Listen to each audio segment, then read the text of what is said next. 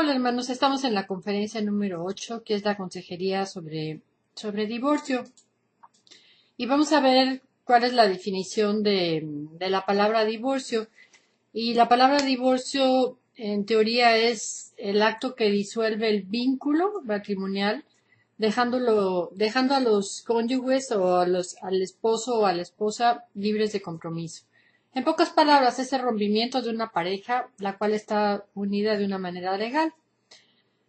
Y realmente es muy difícil describir el sentido del choque emocional, la herida, el vacío, la ira, el rechazo, el desconcierto, la depresión, la soledad, la pérdida de valor que siente alguien que ha sido abandonado o que se ha divorciado. Y la persona se pregunta, ¿realmente me pasó esto a mí? ¿O cómo esta persona que tanto amé me pudo haber hecho esto? ¿En dónde fallé? ¿O lo pude haber hecho diferente? Y la pregunta más importante de todas es, ¿y ahora qué voy a hacer? Entonces, las estadísticas del divorcio son tremendas, hermanos, tremendas. Según hay un instituto aquí en Estados Unidos que se llama John Gottman Relationship Institute. John Gottman no es cristiano, pero es un consejero matrimonial y tiene unos libros muy buenos sobre consejería matrimonial. Y si lo quieren leer para ver consejería matrimonial es muy bueno. Pero él afirma que el promedio de los matrimonios actuales es de 7 años. El 50% de los matrimonios en Estados Unidos se divorcian. El 75% de las personas que se divorcian se vuelven a casar. El 66% de los segundos matrimonios se vuelven a divorciar. Y esto es tremendo, el 50% de los 60 millones de niños menores de 13 años que existen en Estados Unidos viven con uno solo de sus padres biológicos y con su nueva pareja. Y estas estadísticas, hermanos, nos muestran realmente la realidad a la cual nos estamos enfrentando y nos estamos enfrentando como iglesia, como líderes, como pastores y como sociedad, porque el divorcio es cada día más frecuente y las consecuencias que tiene en la vida de los adultos y sobre todo en la vida de los niños y en la vida de los adolescentes. Ahora bien, vamos a ver cuáles son las causas del divorcio. Ya en la conferencia anterior les hablé sobre las causales del divorcio, pero aquí las causas del divorcio, bueno, no son bíblicas, sino que estas son las causas por las cuales unos matrimonios se divorcian, ya sean por adulterio, por violencia intrafamiliar, por problemas financieros, por fallas en la relación amorosa, por incumplimiento de los deberes como cónyuge, como padre o como madre, como uso habitual de estupefacientes o de alcohol. Esto se ve mucho. La conducta de uno de los cónyuges tendientes a corromper o a pervertir a los hijos, o el abandono físico de alguno de los esposos. Ahora bien, en un divorcio vamos a ver las etapas de duelo, porque el divorcio es una pérdida y nosotros como consejeros debemos de conocer estas etapas de duelo.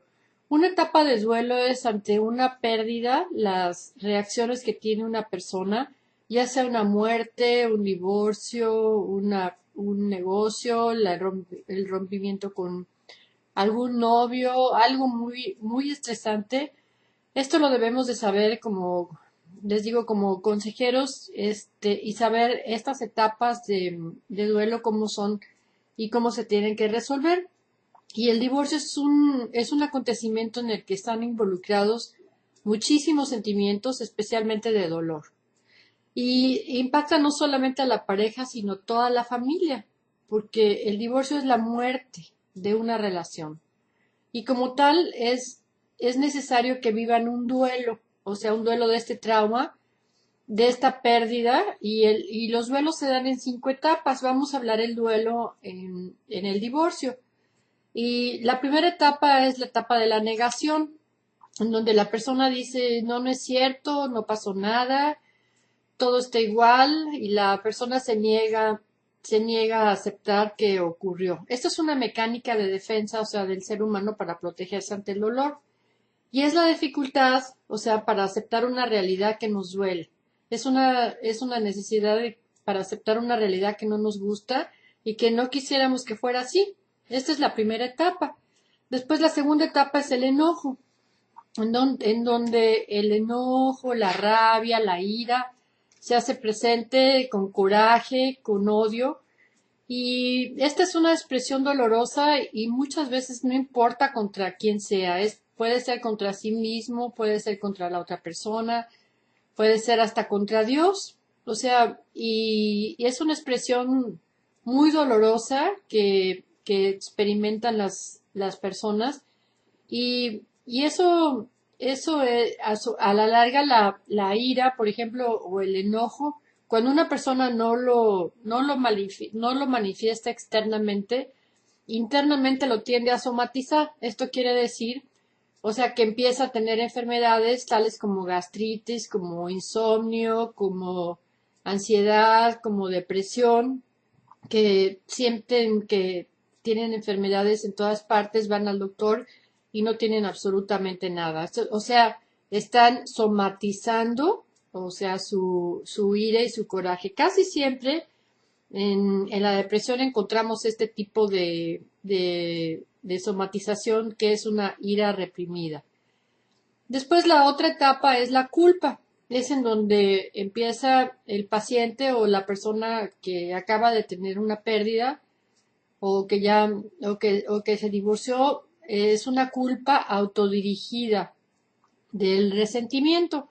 Entonces la persona se culpa por todo aquello que no pudo hacer. Ay, como no hice esto y como no hice lo otro. Esto se da mucho en los niños, más adelante lo vamos a hablar, pero esta es una etapa que siempre pasan en las etapas de duelo. Después viene la etapa de la depresión. La depresión, que es la tristeza, llanto, la persona no tiene energía, está durmiendo mucho o no duerme nada, o come mucho o no come nada, tiene muchos temores y no se puede movilizar. Y después, por último, la aceptación. O sea, la aceptación es la última etapa donde dicen, después de la tempestad, bueno, pues viene la calma. Y una vez que se ha sentido y se ha expresado todo esto, lo que es necesario sentir y expresar, porque es necesario pasar por estas 5 etapas, se va a encontrar que ya vamos a tener esta etapa de la aceptación. Y hay signos muy claros para saber que una persona ya está en esta etapa de aceptación y al final del camino del duelo. Estos signos pueden ser, bueno, la persona ya tiene ganas de divertirse, ya tiene ganas de conocer otras nuevas personas, de salir y de hacer todo tipo de actividades, ya no se la pasan llora y llora, ya no tienen la tristeza, ya no tienen la culpa, ya no tienen el enojo o la nostalgia de cuando se recuerda algún hecho. Y cuando se asume la parte de la responsabilidad correspondiente, ya tienen una paz interior y sienten que la vida sigue y que ya hay que fluir con ella. Pero muchas veces, como consejeros, nos vamos a encontrar con casos de duelos patológicos. Una persona con un duelo patológico es, por ejemplo, una persona que el duelo nunca lo tiene.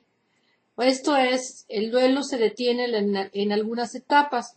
Por ejemplo, yo he conocido personas que se quedan siempre pensando que no pasó nada, en que la persona sigue existiendo, que sigue viviendo con ellos, o hay otras personas que se quedan en la etapa del enojo y siempre están enojados. Te estoy hablando de 2 años, 3 años, digo, de que haya pasado y todavía siguen en el enojo, o por ejemplo también que están que se sienten muy culpables. Conozco también pacientes que se Me estoy acordando ahorita de una paciente que se divorció no, primero se le murió su marido y a los 3 meses se volvió a casar.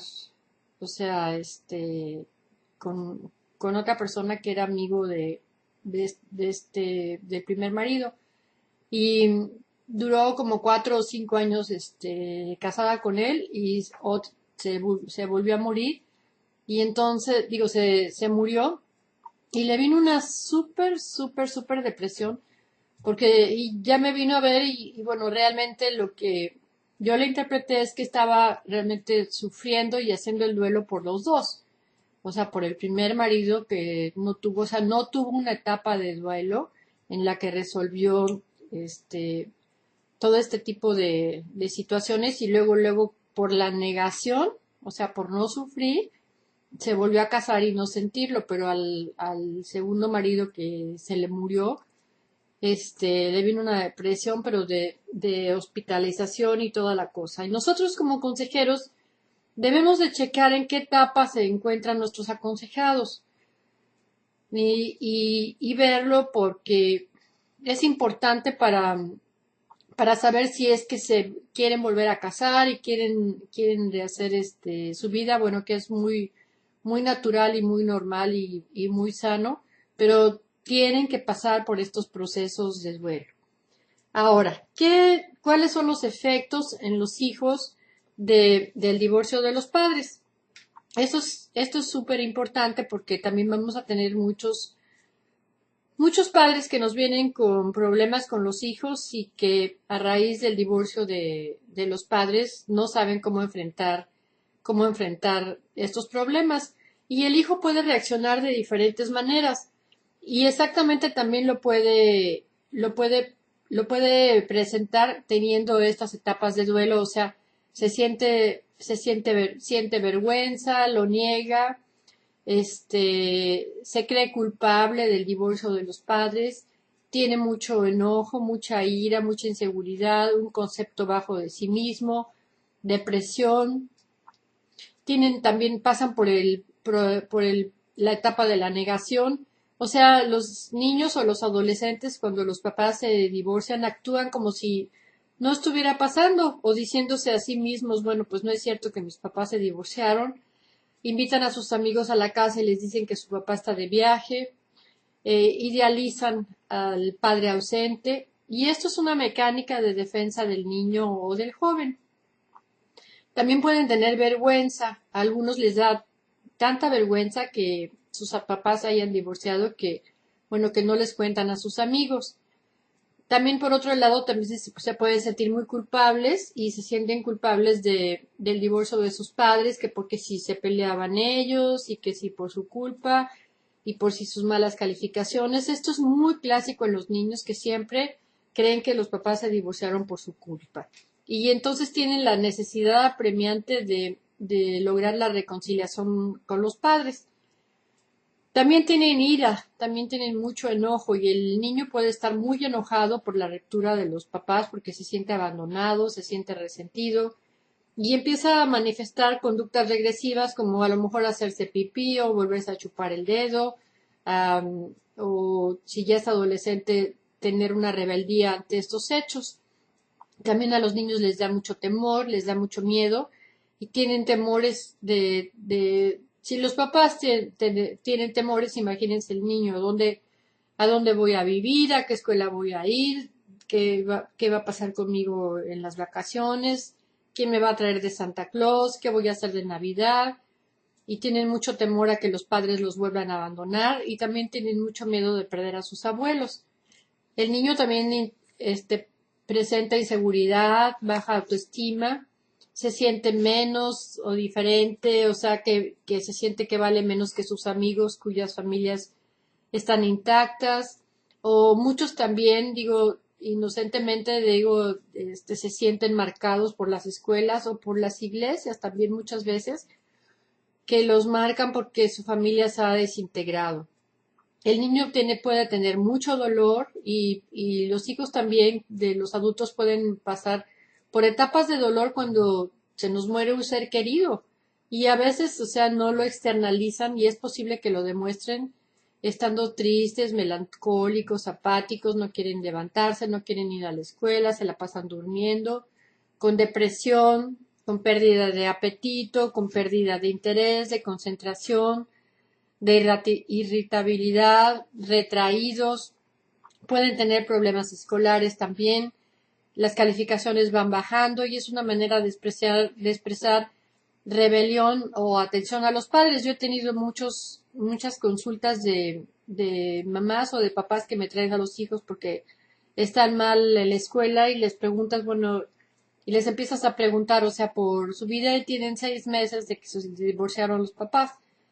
O sea, y los papás no lo asocian como un síntoma de lo del divorcio, sino que creen que el niño está teniendo otro tipo de problemas. Pueden también tener problemas de empezar a fumar o empezar a beber, a faltar a la escuela, a volverse irrespetuosos con los maestros, irrespetuosos con los papás, irrespetuosos con los pastores, con los líderes de la iglesia.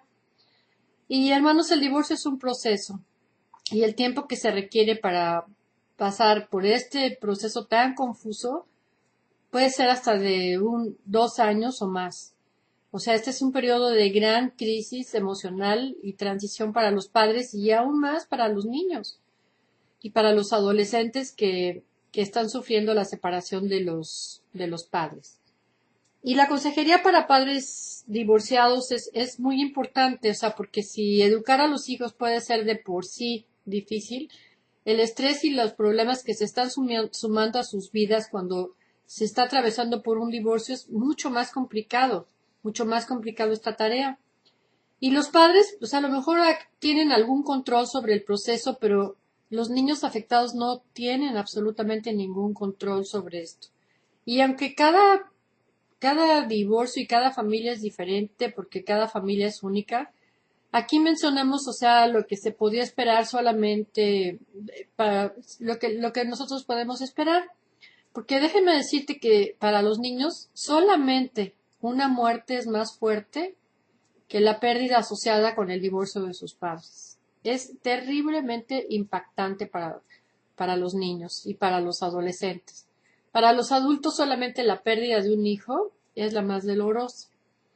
Pero les voy a dar algunos consejos que ustedes pueden dar a sus aconsejados para ayudar a su familia, a las familias que estén pasando sobre este proceso tan difícil. En primer lugar, lo que les debemos de aconsejar es que no pongan a los niños en el campo de batalla en medio de los papás. O sea, nosotros no debemos de incluir a los niños en las discusiones sobre asuntos de divorcio, a menos de que realmente les afecte directamente. Ellos no tienen la culpa. El niño ama a su papá, el niño ama a su mamá y se siente realmente jaloneado. Entonces no debemos de poner a los niños en una situación en la que deban elegir entre uno de los padres. O sea, o te vas con tu mamá o te vas con tu mamá. Gravísimo, gravísimo, porque el niño ama a los dos y no entiende por qué se tiene que separar de los dos o por qué tomar un partido de los dos. Por otra parte, los hijos no debemos de agarrarlos o de tomarlos como mensajeros de los padres. Oye, dile a tu papá que ya no me ha pagado, o dile a tu mamá que esto y el otro, y ahí va el niño demandadero. O sea, el niño no debe de sentir la responsabilidad de estar guardando secretos o acusaciones que se hagan entre ellos. Eso es pésimo, pésimo. Siempre que sea posible, ustedes deben de hablar directamente, o sea, con el excónyuge acerca de los horarios de visitas. O sea, si uno es maduro para casarse y uno es maduro para divorciarse, entonces uno debe de arreglar las cosas como gente adulta y no poner a los niños o a los adolescentes como intermediarios. Tiene que hablar directamente con su excónyuge acerca de los horarios de visitas. Oye, ¿a qué horas vas a pasar o a qué horas van a venir? O tienen que hablar siempre los problemas escolares también con el padre de sus hijos sobre la salud de los niños, porque saben que su ex esposo siempre va a ser, o sea, ya no va a ser su esposo, pero va a ser siempre el padre de sus hijos. Otro consejo que les debemos de dar es que no hablen mal de sus excónyuges, porque esta es una de las cosas más difíciles, pero es importante no decir malas expresiones acerca de los ex, porque si el ex se fue de la casa, o sea, debemos de decirles a los niños, bueno, lo que ocurrió, pero también les debemos de decir que usted los quiere mucho y que algo le ocurrió a él, o sea, sin hablar mal de él, pero porque el niño va a sentir que él va a ser el culpable y que el papá que se fue de la casa ya no lo quiere. Nosotros debemos de establecer ustedes deben de establecer una muy buena relación con sus hijos. Y es importantísimo tener una muy buena relación padre e hijo o madre e hijo, porque está reduciendo las causas de estrés y las dificultades. Y durante el divorcio, cada uno de los padres debe de dedicar el mayor tiempo que pueda posible a sus hijos. Y es importante que los niños sientan que los padres no se divorciaron, pero que no se divorciaron de ellos. ¿Me explico? Nosotros debemos de fortalecer la relación de nuestros hijos con el excónyuge. O sea, siempre que sea posible, lo tenemos, aunque nos choque así, los tenemos que tener más informados acerca de los eventos especiales, o sea, que de las graduaciones, o de los cumpleaños, o de los asuntos escolares, o actividades extracurriculares. No les demos a los niños detalles sobre el divorcio. Casi nunca es favorable que se exponga la información sobre su manutención infantil, sobre los asuntos financieros, sobre los detalles íntimos del divorcio. ¿Y por qué? Porque lo más lógico es que los niños se sientan atrapados, porque se sienten confundidos y se sienten en medio de los padres cuando son expuestos a estos tipos de asuntos que solamente les conciernen a los adultos y a los papás. Por otro lado, también usted no impida que los niños vean a su papá. O sea, aunque él no pague la manutención, y si usted tiene que pagar la manutención, no deje de pagar la manutención cuando su ex cónyuge impida las visitas. Los niños no tienen la culpa de eso. O sea, los niños quieren ver a su papá, les paguen o no les paguen. Y ambas acciones son ilegales. Y bueno, esto sí ya lo pueden tratar ustedes, lo pueden tratar con sus abogados, pero no metan a los niños en medio de estos asuntos. Ustedes tienen que ofrecerle estabilidad a sus hijos y mantener las rutinas y la consistencia, porque esto les da seguridad a los niños y los ayuda. Y si tienen que estar atravesando muchos cambios, por ejemplo, bueno, se cambian de casa, se van a tener que ir a un departamento, se van a ir a otra escuela, trata de establecer rápidamente las nuevas rutinas y minimice lo más que pueda en los cambios de la vida de los niños. Por otra parte, sea muy amoroso con sus niños, dígales cuánto los quiere, dígales que a pesar de que usted amó a su papá alguna vez y ahora pues ya no se aman, de la misma manera eso no quiere decir que usted los va a dejar de amar a ellos. Y los niños tienen que sentir que alguien los sigue queriendo. Y si los niños están entristecidos o si se apartan o si se deprimen o si se enojan, necesitan saber que sus papás los aman incondicionalmente. Dedique tiempo para hablar con ellos, porque los niños necesitan sentir que sus sentimientos y sus preocupaciones se toman en serio, preguntarles, bueno, ¿qué te pasa? ¿De qué tienes miedo? ¿Qué crees que es lo que pase? Nosotros tenemos que permitir a los niños que expresen sus sentimientos. A ver, ¿estás enojado? A ver, dime por qué estás enojado. O a lo mejor estás temiendo de que tu papá ya no te quiera o estás triste. Pero sí hay veces que les decimos, bueno, no tienes por qué estar triste y a mí no me gusta que llores y no tienes por qué estar enojado. Eso no es sano. O sea, nosotros tenemos que reconocer los sentimientos de nuestros hijos y discutir sobre las formas más apropiadas de lidiar con ellos, sobre todo hablar mucho con ellos sobre sus emociones y sus sentimientos. Y también nosotros tenemos, o sea, ustedes tienen que buscar apoyo si están pasando a través de la etapa de un divorcio, el apoyo de la iglesia, el apoyo de sus amigos, de sus familiares. Hay grupos de ayuda para la educación de los hijos y que los puedan ayudarles a adaptarse a esta nueva situación de separación y de divorcio que es tan tremenda. Y tomando en cuenta que estos momentos son difíciles para los padres, es importante también tener una red de apoyo que les esté ayudando a través del proceso. Aquí en muchas iglesias en Estados Unidos, sobre todo en California, tienen small groups, o sea, grupos pequeños de divorce care, que se juntan, bueno, varios padres y madres divorciadas y también hay niños, o sea, hijos de padres divorciados que les ayudan y no saben qué bendición es eso para los papás para los hijos también. Entonces, si ustedes los pueden hacer en su iglesia y empezar a formarlos, estaría maravilloso. Yo tengo algunos libros que les puedo recomendar.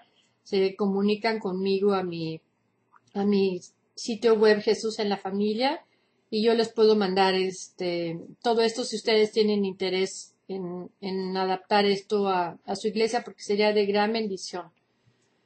Ahora bien, si usted es un padre responsable, debe de pasar a la mamá la manutención y los alimentos a los hijos en forma mensual y sin interrupciones. Y debe de saber que de no hacerlo el perjudicado, ¿sabes quién va a ser? Su hijo.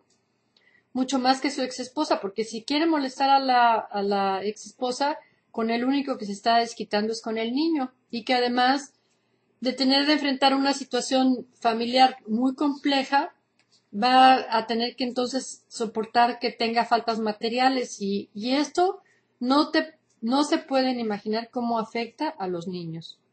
Y si usted es una mamá responsable y no está recibiendo la parte de los alimentos o la pensión alimenticia o la alimony de parte del padre, no le esté peleando al hijo o no les esté reclamando a los hijos o no traslade su enojo a los hijos, porque ¿sabes qué? Que esto les alimenta un espíritu de abandono, un sentimiento de abandono y los pone en situaciones muy difíciles. De ahí que empiecen después a tener conductas tales como alcoholismo y como drogadicción. O sea, y dentro de lo posible, ya después de tanto cambio que ha habido, no efectúe demasiados cambios en la vida de su hijo, aparte de todos estos cambios tan terribles, porque si además de soportar la separación, o sea, deben de se cambian de casa, porque venden la casa a los papás, y entonces el papá se tiene que ir a vivir a un apartamento porque ya no le alcanza para pagar la casa, la mamá a otro departamento, se tienen que cambiar de escuela, se tienen que cambiar de amigos, se tienen que cambiar a lo mejor de iglesia, y entonces estos niños van a estar tardando mucho más en superar el trauma del divorcio de sus padres. Entonces vamos a ver bien cuál va a ser la consejería para los padres divorciados. Como siempre vamos a seguir todo nuestro proceso de consejería que ya vimos desde nuestra primera clase, que lo primero nosotros que debemos de hacer es alentarlos. O sea, vamos nosotros a oírlos a la mamá o al papá y los vamos a ayudar a manejar su duelo. O sea, nosotros nos tenemos que dar cuenta en qué etapa están pasando de su duelo, cuáles son sus sentimientos, si tienen sentimientos de fracaso, de desesperanza, si están enojados, si tienen culpa, si tienen confusión, y los tenemos que ayudar para que utilicen esta difícil experiencia de una manera pues positiva. Y a pesar del trauma, la persona debe de ser ayudada para que empiece a llevar una vida continua, porque el hecho del divorcio pues se tiene que aceptar y debe de enfrentar el futuro tal como es. Y es inútil, o sea, seguir escarbando el pasado y reviviéndolo. Van a tener ustedes muchos pacientes y muchos aconsejados que tienen años de divorciados y siguen en el pleito, siguen en la amargura, siguen en la falta de perdón, siguen en el resentimiento, siguen en el rechazo y siguen en eso lo tienen ustedes que ayudar, digo, a que lo olviden y a que lo perdonen y que no lo sigan reviviendo. Después vamos a tratar de escucharlos. O sea, tenemos que tratar de entender el cuadro completo. Digo, ¿qué es lo que está pasando?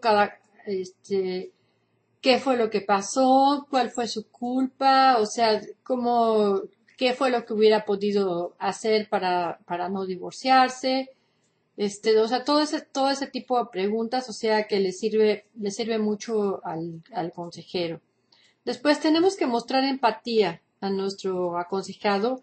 Le tenemos que proyectar amor, comprensión, porque las heridas, el vacío, el coraje, la culpa, el dolor, el rechazo, pueden ser bien profundos. Y nosotros, o sea, debemos de permitirle que llore el tiempo a la hora que quiera, porque llorar es una forma, ya se los he dicho, o sea, de desahogo indispensable en el proceso de curar la tristeza. Y hay que permitirse llorar cada vez que se desea, todo el tiempo que él quiera y cuantas veces se quiera de manera espontánea y natural. Y va a llegar el día en que esto se va a terminar. O sea, se le van a acabar las ganas de llorar. Después la otra etapa es preguntar. O sea, nosotros como consejeros tenemos que preguntar y darnos cuenta, como les dije, en qué etapa de duelo se encuentra nuestro aconsejado para poder ayudarle a través de esta elaboración. Ahora bien, lo vamos a tener que confrontar. Un objetivo será el ayudarlos para que se continúen responsabilizando, o sea, de sus hijos. Y nuestro mensaje va a ser, ustedes ya no siguen siendo esposos, pero siempre van a ser padres. O sea, yo siempre les digo, tu ex esposo, bueno, va a estar siempre en la graduación, en la boda de tus hijos o en los 15 años o en lo que sea, bueno, pues sí, te guste o no te guste, porque sí, algunas gentes quieren desaparecerlos del mapa, pero pues eso no es bueno para los hijos, ni se van a desaparecer tampoco del mapa. Entonces, hay que ayudarlos a hacer, o sea, a que tengan mucho mejor relación con su ex cónyuge. Y por último los vamos a dirigir a Dios, o sea, siendo que la gente no puede cambiar el pasado, nosotros como consejeros tenemos que ayudarles a comprender que no pueden seguir viviendo a través de una situación que no pueden cambiar. O sea, que tienen que aceptar el hecho de que tienen el derecho a ser felices y que deben de seguir hacia adelante con la vida que ahora tienen y que Dios está en su vida, que Dios tiene el control de su vida y que Dios sigue en el negocio de reedificar su vida. Y una persona emocionalmente saludable debe seguir adelante y crecer, como dice Filipenses 3:13. Hermanos, yo mismo no pretendo haberlo ya alcanzado, pero una cosa hago, olvidando ciertamente lo que queda atrás y extendiéndome a lo que está adelante. Amén. O sea, no podemos seguir permitiendo que sigan viviendo en el pasado porque eso es muy malo. La persona debe de aprender a mirar la situación como una transición, como un periodo de prueba, un tiempo de hacer ajustes o de extenderse como individuo, un tiempo de aprender a desarrollarse personalmente, a crecer en el Señor a través de la lectura de la palabra, la reflexión, buscando grupos o buscando nuevas amistades que le ayuden a crecer y a expandirse. Y el tiempo es lo único que sana todas estas heridas que alguien experimenta después de un divorcio. Cuando consideren bien la situación, animen a la persona con los versículos bíblicos que yo les estoy mandando al final de esta conferencia. En sus hojas de trabajo les estoy mandando estos versículos bíblicos que son muy importantes. Y háganles hincapié O sea, que Dios les está amando y que se preocupa por lo que realmente está sucediendo. Recomiéndale que lea, que estudie la Biblia y esto le va a dar a su aconsejado una muy buena perspectiva y le va a dar el discernimiento adecuado para ajustarse a un nuevo modo de vivir. Y así como también tiene que estar empezando a crecer en el Señor. Yo siempre les digo a mis aconsejados, ¿sabes qué? Que ahorita es tiempo porque te empiezan a hablar de otras parejas o te empiezan a hablar de que si salen con otros grupos y les digo, mira, ¿sabes una cosa? Ahorita en este momento lo que yo quiero que te enamores es del Señor. O sea, y que lo tengas al Señor y que ese sea tu novio y que ese sea tu marido y primero yo quiero que te enamores del Señor y que crezcas en el Señor y que no hagas ahorita absolutamente ninguna decisión. Entonces, esto se lo tenemos que estar recalcando. Y debemos de decirles, como dice Filipenses 4:6, por nada estéis afanosos, sino que sean conocidas vuestras peticiones y ruegos delante de Dios con acción de gracias. Y la paz de Dios, que sobrepasa todo entendimiento, guardará vuestros corazones y vuestros pensamientos en Cristo Jesús. Amén. Recomiéndele que se identifique con una iglesia que le enseñen una buena doctrina. Y con frecuencia pueden encontrar, como les digo, grupos de cristianos que estén divorciados y que les van a proporcionar oportunidades para compartir pues experiencias de divorcio, de que para crecer y para servir. Y por último, lo más importante, que tienen que aprender a perdonar. Perdonar es importantísimo, sobre todo perdonarse a sí mismos, porque cuántos pacientes de veras echan la culpa de todo lo que sucedió y de su vida, y entonces ustedes saben que así no pueden seguir creciendo en Cristo, ni creciendo como seres humanos, porque el perdón es la llave que nos está abriendo a las puertas de la paz y de la libertad, y nos libera de los grilletes así que tenemos del resentimiento y el odio y da el poder para romper las cadenas de amargura y del egoísmo. Entonces, esto es súper importante de que ustedes lo vean y que les lean todos los versículos que están al último en sus hojas de trabajo. Y yo espero que con estos consejos ustedes puedan llevar una muy buena consejería a las personas divorciadas y a las personas que lo están tratando de hacer, hermanos. Que Dios le bendiga. Déjenme orar por ustedes. Padre, yo te doy gracias, Señor, por este curso, Señor, por estos consejeros, Señor. Yo te doy gracias, Señor, porque, Señor, tú nos estás mandando, Señor, a predicar nuevas a los abatidos, Señor, a los afligidos de Sión, Señor, y a dar libertad a los cautivos, Señor. Gracias, Señor, porque, Señor, tú nos estás preparando, Señor, y yo te pido, Señor, que cada uno de estos discípulos, Señor, que tenemos, Señor, en este diplomado de consejería, Señor, sea bendecido, Señor, con un espíritu, Señor, de conocimiento y de sabiduría de tu palabra, Señor, y bendícelo, Señor, en esta obra tan preciosa, Señor, y en este servicio, Señor, que es el de consolar y el de aconsejar, Señor, a sus ovejas, Padre. En el nombre de Jesús. Nos vemos al ratito. Que Dios los bendiga.